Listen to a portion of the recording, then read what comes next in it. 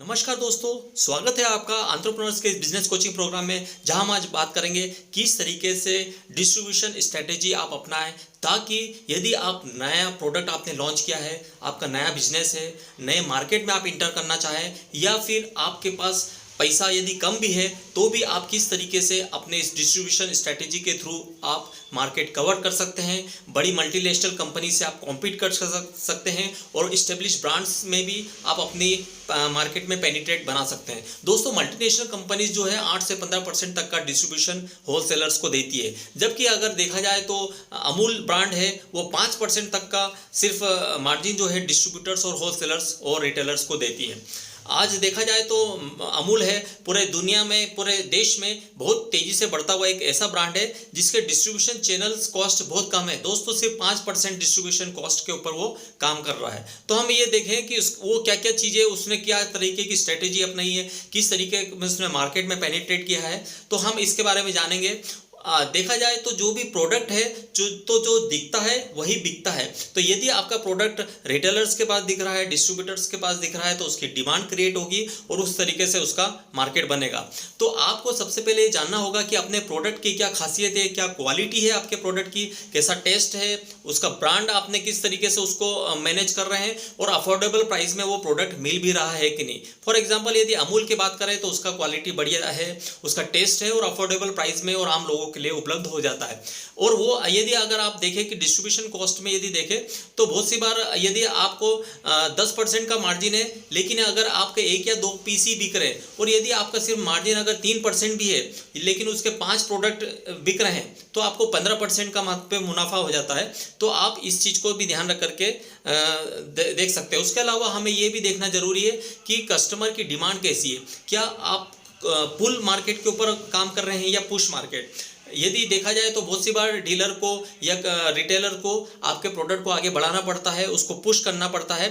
तो आप देखिए कि आपके जो है प्रोडक्ट में आपका खिंचाव हो, वो रिटेलर्स को भी अच्छा लगे, कस्टमर्स को भी अच्छा लगे। तो ये स्ट्रेटेजी आप इसमें देख सकते हैं। बिग सिटीज़ में क्या होता है कि यदि आप अपना प्रोडक्ट लॉन्च किया है तो आप थोड़ा सा बिग सिटीज़ में भी, थोड़े छोटी गलियों में जहाँ पर रूरल एरियाज़ है वहाँ पर भी आप देखिए, वहाँ पर अपने प्रोडक्ट को लॉन्च करिए, क्योंकि बड़े ब्रांड जो है बड़ी जगहों पे और बड़ा मार्केट देखते हैं, जबकि वहाँ पर आप गड्ढे ढूंढिए, वहाँ पर वो गैप ढूंढिए जहाँ पर आप अपने प्रोडक्ट को आप फ्लो में कर सकते हैं, वहाँ पर डिस्ट्रीब्यूशन बढ़ा सकते हैं और वहाँ पर रिटेलर्स तक आप उस गैप को ढूंढ करके उनको फिल कर सकते हैं। बहुत सी बार क्या होता है, बड़े बड़े शहरों में भी ऐसी गलियां होती है, ऐसी जगह होती है जहां पर है ना बड़ा ब्रांड आसानी वहां पर पहुंच नहीं पाता है।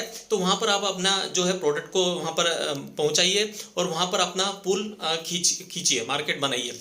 तो उससे कभी कभी क्या होता है कि जब बड़ा डिस्ट्रीब्यूटर होता है, बड़ा डीलर होता है, तो वो आपसे बड़ा ज़्यादा मार्जिन मांगता है, वो क्रेडिट भी मांगता है। क्योंकि आपके पास यदि प्रोडक्ट की डिमांड नहीं होती है और फिर वो चाहता है, वो वहाँ से आपको बहुत ज़्यादा रिटर्न नहीं मिल पाता है। तो आप डिस्ट्रीब्यूटर या रिटेलर्स जो है वो उसका अगर छोटा वाला रिटेलर्स के पास आप जाएंगे तो उसका आप सेल्स स्टॉक भी दे सकते हैं, वो अपने प्रोडक्ट पे आपका जो है उसके शेल्फ में आप अपना प्रोडक्ट को डिस्प्ले भी कर पाएंगे। तो ऐसे उदाहरण है। यदि 2004 में जब अमूल ने देखा कि मदर डेयरी जो है प्रोडक्ट उनका वहाँ पर दिल्ली में बिल्कुल उनका कब्जा था, तो उन्होंने देखा कि यार वहाँ पर उनके उस समय बहुत कम उनके अमूल वहाँ पे बिकता ही नहीं था। तो उन्होंने क्या करा कि दिल्ली के आसपास के जो लोकल एरियाज़ है, रूरल एरियाज़ है, वहाँ से उन्होंने अमूल की सप्लाई शुरू करी और धीरे धीरे करते हुए उन्होंने बाहर से उसमें पेनिट्रेट करते करते वो अंदर तक दिल्ली में, आज उनका दिल्ली में नंबर 1 ब्रांड है अमूल का। तो ये स्ट्रेटेजी उन्होंने अपनाई और किस तरीके से उन्होंने 3000 पीसेस जो है प्रोडक्ट्स के वो हर मंथ उनके वहाँ पे बिकने लगे। तो यदि हम ये देखें कि आप देखा जाए तो ये जो है, ये नीति जो है राजा धनंजय और चाणक्य ने भी ये नीति उन्होंने क्या करा था कि जब चाणक्य और चंद्रगुप्त ने सीधे धनंजय के ऊपर आक्रमण कर दिया था बीच से। तो इसका मतलब ये है, यहाँ पर हमारी ये भी सीखने वाली है कि यदि आपकी खिचड़ी यदि गरम है तो आप उसको साइड से खाइए। साइड से यदि आप अगर बीच में आप हाथ डाल देंगे तो आपका हाथ जल जाएगा। तो वहीं पर ये यदि किसी साम्राज्य को भी उखाड़ना है तो आप उसको साइड से आप उसको करते जाइए, वहाँ से अटैक करेंगे, धीरे धीरे पेनिट्रेट करेंगे तो पूरी तरीके से आप वहाँ पर अपना कब्जा कर सकते हैं। तो यहाँ पर ये एक चीज़ सोचने वाली बात भी है कि डॉक्टर विवेक बिंद्रा सर भी कहते हैं कि improvising in the current innovation can even kill the current innovation. तो इसके लिए आप देखिए कि साइड से अपना कितना तरीके से अपन उसका अटैक कर सकते हैं। और दूसरी बात ये है कि अगर आपका प्रोडक्ट जो है आप किसी डिस्ट्रीब्यूटर को दे रहे हैं, तो यदि क्रेडिट में भी दे रहे हैं तो या रिटेलर को दे रहे हैं तो थोड़ी स्मॉल क्वांटिटीज़ में दीजिए। पहले का जो प्रोडक्ट उसको दे दिया है उसका पैसा वसूल करिए, उसके बाद ही सेकंड रिकवरी के लिए आप उसका पहला रिकवरी हो जाए उसके बाद आप प्रोडक्ट दीजिए। इस तरीके से आप धीरे धीरे सप्लाई बढ़ाएं, धीरे धीरे अपने प्रोडक्ट्स को दें। और क्रेडिट पीरियड भी जो है ना वो भी ज़्यादा आप पीरियड नहीं दें।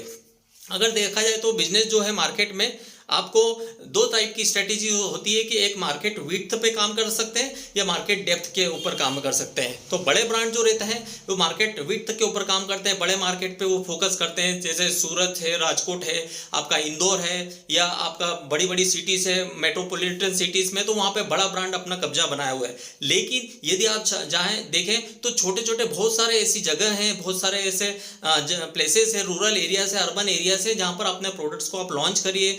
आप यदि 1000 अगर आपको 3000 प्रोडक्ट्स अपने सप्लाई करना है तो आप सिर्फ अगर 3 भी अगर पीसेस दें तो आप 1000 रिटेलर्स ढूंढ सकते हैं, तो वहाँ पर आपकी 3000 प्रोडक्ट्स की सप्लाई हो सकती है। तो ये जो चीज़ें हैं इसको भी आप एग्जिस्टिंग मार्केट को ध्यान में रख करके भी आप देखिए। जैसे होता है क्या कि बिस्किट्स है, चिप्स है, तो इस टाइप के बिस्किट्स जो ये जो है एफएमसीजी के जो प्रोडक्ट्स हैं, तो ये एग्जिस्टिंग मार्केट पे आप उतारने के पहले बहुत सारी स्ट्रैटेजीज को, बहुत सारे तरीके के आप उनको अपना सकते हैं। दूसरा ये कि डिस्ट्रीब्यूशन जो है आपका बिजनेस वो वाइबल भी कितना है, उसमें मार्जिन कितना है, उसमें आरओआई आपका कितना आएगा, उसको भी आप ध्यान रखिए। उसी के हिसाब से अपनी स्ट्रेटेजी बनाइए। यदि आप 200 शॉप्स में यदि अपनी बिग सिटीज़ में यदि आप कर रहे हैं और आप उसको देखिए कि यार वहाँ पर यदि बहुत ज़्यादा डिस्टेंस में यदि आपको प्रोडक्ट पहुँचाना पड़ रहा है, वहाँ पर आपको उसका भी ट्रांसपोर्टेशन का यदि खर्चा ज़्यादा हो रहा है, तो भी आप उस चीज़ को ध्यान में रख करके अपने प्रोडक्ट को वहाँ का आपके सप्लाई शुरू करिए। तो ये अकॉर्डिंग बहुत सारे ट्रेड के भी अलग अलग टाइप होते हैं। जैसे कोई जनरल ट्रेड है, मॉडर्न ट्रेड है, उसके अलावा ई कॉमर्स प्लेटफॉर्म भी है, और एक होटल रेस्टोरेंट कैफे हैं। तो जनरल ट्रेड के हिसाब से आजकल रिटेलर में बहुत ज़्यादा वहाँ पर भी प्रोडक्ट की सप्लाई हो रही है। मॉडर्न ट्रेड में जो है अभी सिर्फ 13 to 14% हो रहा है, और e commerce products, e commerce site पे सिर्फ निश प्रोडक्ट ही हो रहे हैं। तो निश प्रोडक्ट मतलब ये कि जो कुछ यूनिक प्रोडक्ट हो उसको आप अगर चाहें तो फिर ई कॉमर्स पे करिए, नहीं तो वहाँ पर भी बहुत कॉम्पिटिशन की बहुत ज़्यादा संभावना है। तो यदि देखा जैसे अमूल ने अपने ब्रांड में जैसे उसका केमल मिल्क निकाला, तो वो उनको ई कॉमर्स पे कर रहा है, बाकी तो वो डीलर्स और रिटेलर्स के थ्रू अपने प्रोडक्ट को पहुंचा रहा है।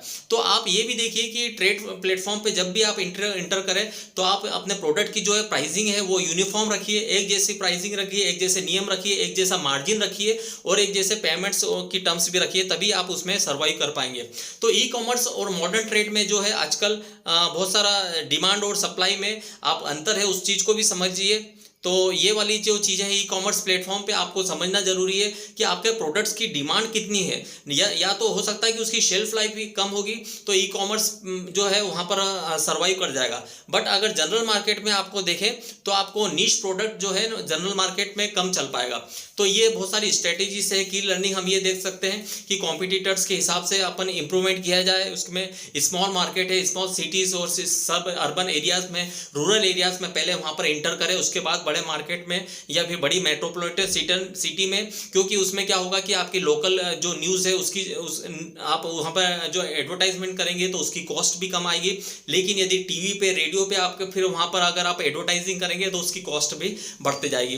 तो हाई मार्जिन और क्रेडिट लिमिट जो है उसको भी आप ध्यान रख करके अपने इस जो है प्रोडक्ट को लॉन्च करिए, प्रोडक्ट को पेनिट्रेट करिए। और ई कॉमर्स प्लेटफॉर्म का जो है जब आप यूज़ कर रहे हैं तो उसमें नीश प्रोडक्ट्स को आप वहाँ पर रिप्रेजेंट कर सकते हैं। तो दोस्तों हम बिजनेस कोचिंग प्रोग्राम में आपके लिए हर बार नए लेसन्स लाते हैं, ताकि आप यदि छोटे दुकानदार हैं या आप छोटे मध्यम बिजनेस वाले भी हैं तो आपका बिजनेस कैसे ग्रो करें, इसके लिए बड़ा बिजनेस इनिशिएटिव आपके लिए हमेशा से वर्क करता है। डॉक्टर विवेक बिंदाल सर के बनाया हुआ इस इनिशिएटिव में आप लोगों के लिए बिजनेस कोचिंग प्रोग्राम में बहुत सारी लर्निंग्स रहती है, जो स्क्रैच से शुरू किए हुए ऐसे बिलियनियर्स प्रोफेसर्स, ऐसे लोग हैं जो कि आपको वो लर्निंग देते हैं जो उन्होंने आज बिलियनियर्स होने के बाद में आपका उनका एक्सपीरियंस आप अपने इसमें बिजनेस में काउंट करें, बिजनेस को लगे।